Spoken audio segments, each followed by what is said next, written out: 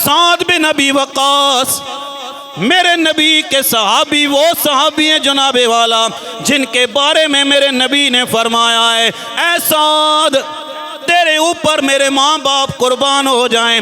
हजरत साद बिन अबी वक़ास शाम के अंदर जंग लड़ रहे हैं जनाबे वाला, दरियाए दजला मौजे मार रहा है, जंग हो रही है।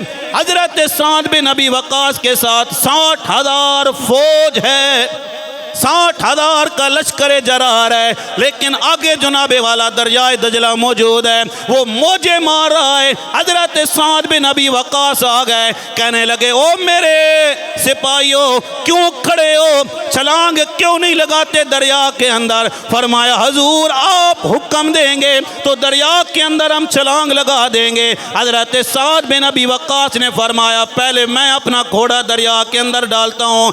देखने वालों ने देखा, लिखने वालों ने लिखा, हजरत साद बिन अबी वक़ास का घोड़ा जब दरिया के अंदर गया तो दरिया में से पानी के कतरे बाहर नहीं निकले, बल्कि ऐसा पता चल रहा था जैसे किसी सहरा में चलते नजर आ रहे हों, तूड़ उठती नजर आ रही है। हजरत साद बिन अबी वक़ास का जनाबे वाला घोड़ा भी गुजर गया, आपके सिपह सलार आपके सिपाहियों के घोड़े भी गुजर गए। इसी मकाम पर जनाबे वाला अल्लामा इकबाल ने फरमाया था कि दश्त तो दश्त दरिया भी ना छोड़े हमने, बहरे जुल्मात में दौड़ा दिए घोड़े हमने। वो मुसलमान थे जिनका ईमान भी कामिल था, तो यकीन कामिल रखने वाले थे।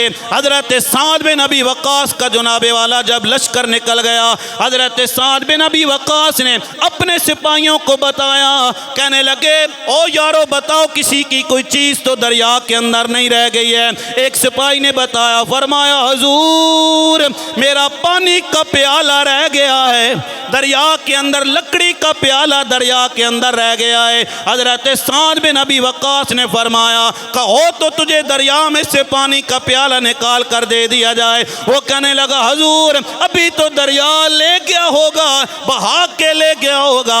हजरत साद बिन अबी वक़ास ने दरिया को हुक्म दिया, कहने लगे दरिया मेरे सिपाही का पानी का प्याला रह गया है। दरिया ने पानी के प्याले को सतह पर ला कर दे दिया। कहने लगा दरिया ने भी वजद के अंदर कहा होगा आपने अल्लाह के नबी के साथ प्यार किया है, जो अल्लाह और अल्लाह के नबी के साथ प्यार करता है पानी भी उनके हुक्म मानते नजर आते हैं। अल्लाह